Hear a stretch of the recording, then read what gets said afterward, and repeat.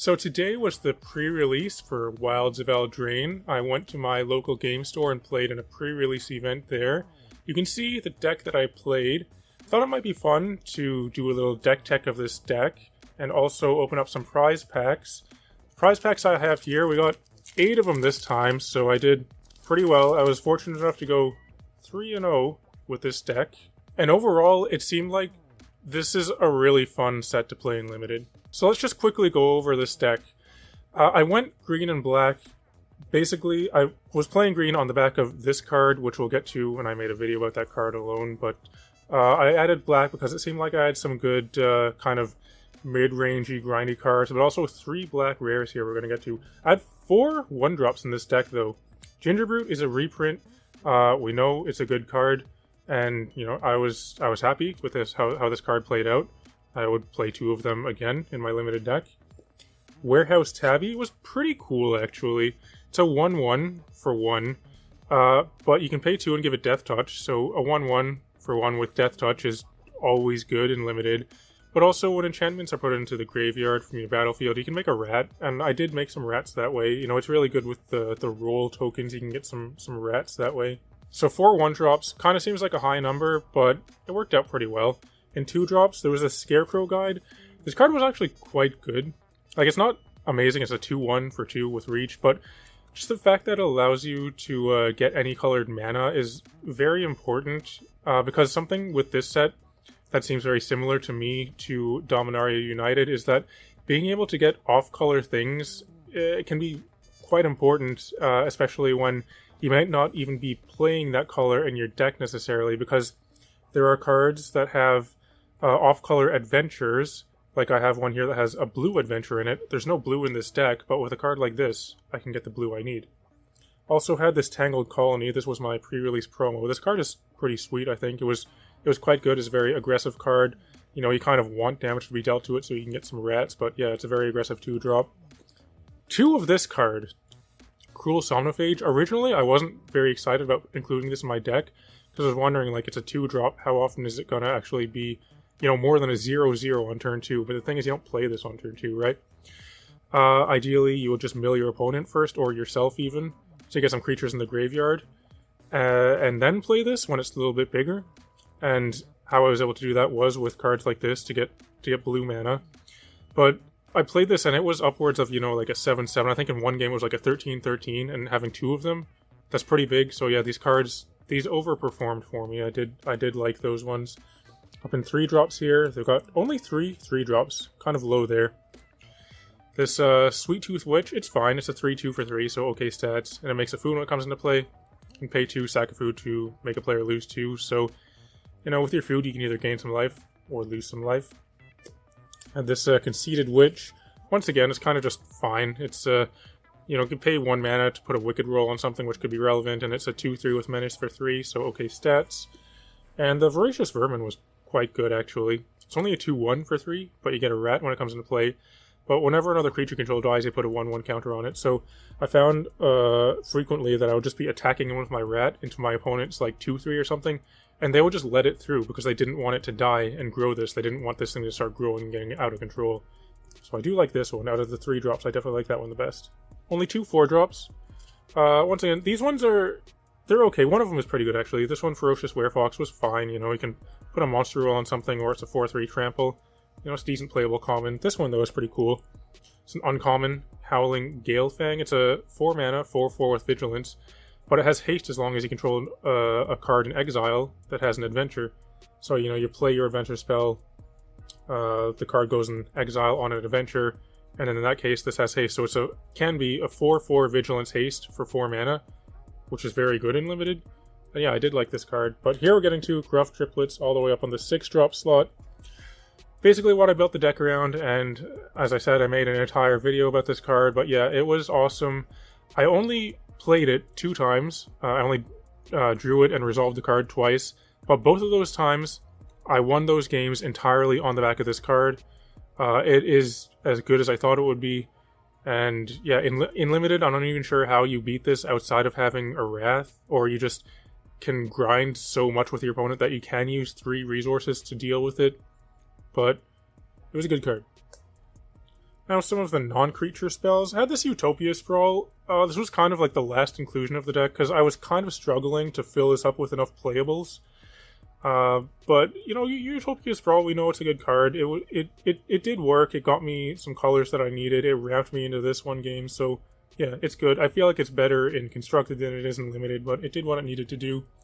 Same with Commune with Nature. I'm not really excited about playing this, but you know, it was good enough to get me there. I was able to find some creatures I needed with Commune with Nature. Prophetic Prism, it's good for the same reason as this Scarecrow guide, in that it allows you to get any colored mana, so you can you know, play your off-colored stuff. It's really good at mana fixing. Collector's Vault was really good though. This is a super grindy card. But in late games, or in games where it's kind of stalled out, this does so much work, because every turn you just draw and discard and make a treasure at the same time for only 2 mana. I feel like this card is going to do something. It's probably going to be good in Commander, I imagine, but good card there. Lord Skitter's Blessing had another rare, so I was playing, what, 1, 2, 3, 4, 5 rares. That's pretty good. So Lord Skitter's Blessing, it's really cool. It's kind of like a 2-mana Phyrexian Arena, but you need to have a creature that's enchanted, otherwise it just does nothing. But when it comes into play, you put a Wicked Roll on something. Yeah, a very good card if you can get your 2-mana Phyrexian Arena to work. So I liked that one. A Sugar Rush, once again. Actually, this one was better than I thought it would be. It was another one where I was just kind of putting it in to fill up slots in the deck. Because really, I built the deck around this card. I put some black cards in it because I had some good black rares as well, but I was struggling to find enough playables, so I was putting things in that I might normally not have. But this one was another one that kind of made one of the last cuts, and it surprised me. Being able to just draw a card can be good. You can play this early, get in 3 damage, draw a card. That's pretty decent. Rat Out. I only had 2 removal spells in the deck, and one of them just gives -1/-1, but it worked, and this was the true removal spell of the deck. I had 1, but we're playing it, so you need some removal. And then a Titanic Growth. This is being printed a million times, but I always like playing this in Limited. I played in multiple copies sometimes, but +4 at instant speed for 2 mana is quite good in Limited, and you know, I'm never really unhappy to include at least 1 Titanic Growth in my Limited deck.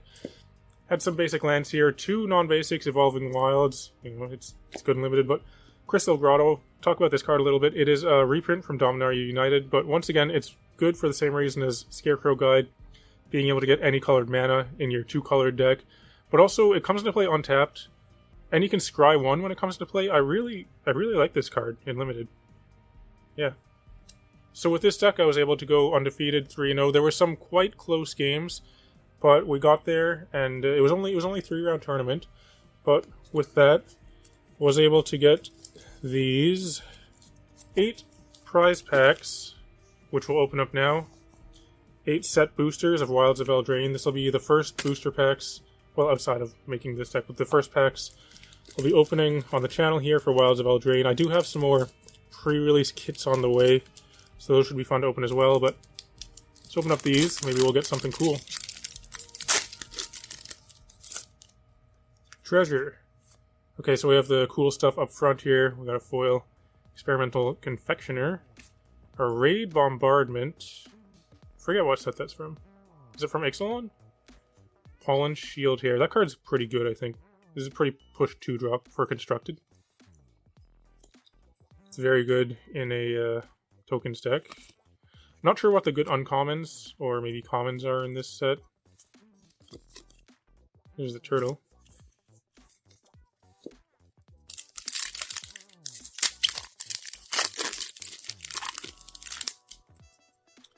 It goes this way. One thing I'll point out, it's weird that you don't get all of these tokens in a pre-release kit. I believe you only got 1, so there were several times where I didn't have the right one. I had to borrow my opponent's, or like my opponent might have had to borrow mine, but it's weird because this is an important rule thing for the set. I would imagine that you should have all of them in the pre-release kit. Court of Ardenvale. This is a commander card, a foil one. That's pretty cool. It was neat to get foil commander cards there. Garrick's Uprising, that's a good reprint. Feral Encounter. I tried this out on Arena in the early access event. It seems decent, but sorcery speed really holds it back. Another rare, Ogre Chitterlord. I think this card is... wait, is this the one I'm thinking? This is not the one that I'm thinking of. Menace, 6/5 for 6. When it enters the battlefield or attacks, you make 2 rats. You control 5 more rats. Each rat you control gets +2/+0. So it's like a rat grave titan, kinda. It's pretty cool. And some commons and uncommons. Put those here. So we got foils, rares, cool stuff. Maybe we'll get a mythic pile as well. Didn't really open any like big splashy money cards in my pre-release kit, but a nice playable deck though.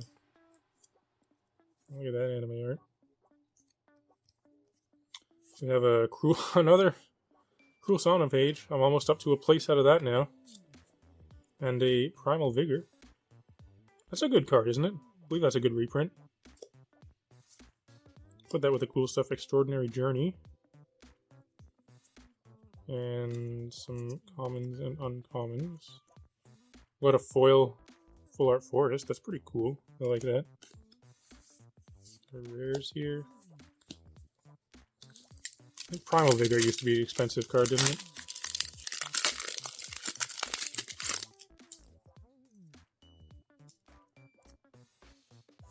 We got a Minecart Daredevil. Curiosity. It's a pretty good card. Foils. The Twinning Twins. I played this in the early access event, and this card was very good. I feel like that could get there and constructed. Nice. A Virtue of Courage. Got a mythic there, our first mythic. The virtues are all good. And our commons and uncommons. There's a full art land. I'll separate that. Not really sure what I'm doing with these piles. Put our rares here. Foils. Put our lands here. How about that? So I've only gotten one just regular foil? Well, maybe I just put it in here.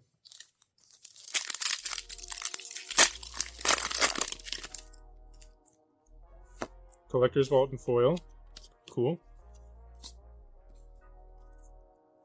Dark Tutelage. I actually opened that and I didn't play it in my deck. I was originally playing it, but then I cut it. And I feel like it was a good choice because I felt my deck was grindy enough that I didn't need this. And also, several of the games that I won them at a very low life total.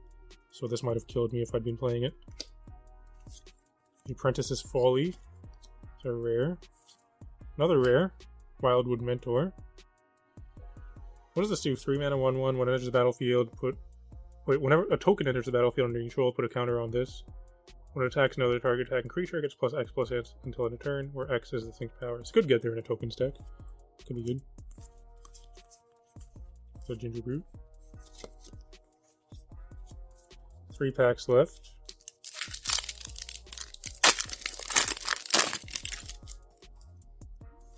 We got a Brave the Wilds in foil. As well as a Griffinary. That's a cool card. I remember trying to make that card work in Standard. A Regal Bodycorn. Someone was looking for this at the game store. It's a cool card as well. Questing Druid.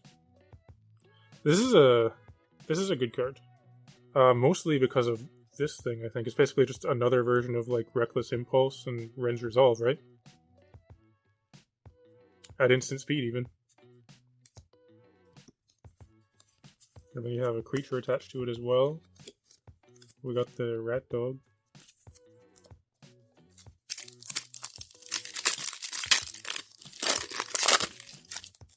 Ixalan's Binding from the list. Yeah, we needed that, right? Foil Dark Tutelage. A Season of Growth. That's a good card. Spiteful Hexmage. And some commons and uncommons there. We got a full art land. Ooh. Curiosity. Oh, I guess I got one of those. Should have looked at it closer. This is our last pack. So we got none of the gold stamp cards. That's okay though. Right. This way. Slow roll this one. Common. That's a 6/6 Hamlet Glutton. Okay. A rare. Sanguine Bond. Interesting. Isn't that usually a uncommon? I guess it got upshifted for this enchantment thing. It's a good card though. A rare. We got one of the dual lands. That's cool. All these dual lands are all good. The creature lands. Anything else? Uncommon. And that's gonna be about it. Another land there. So pretty cool. We only got one mythic. It's, you know, the virtues are good though. It's a good mythic, I think. Some other decent stuff. Got this Primal Vigor. Got one of the dual lands. Sanguine Bond. Some playable stuff. Got a Court of Ardenvale. I think that's pretty cool. Yeah, so overall, you know, happy with how the event went. And as I said, this set seems quite fun. So I'm looking forward to drafting that in the coming weeks. Anyway, though, if you're still watching, thanks for watching. It'd be cool if you can like and subscribe and all that kind of stuff. I'd encourage everyone to come join my Discord server. You can find a link to that in the video description below. And also, if you would like to purchase any Magic cards, you can get those by going to face2facegames.com, the largest Magic store in Canada. They're also a sponsor of the channel. If you use code 8thPlaceDave at the checkout, you can save 5% on your order. Otherwise, though, thanks for watching, and I'll talk to you later.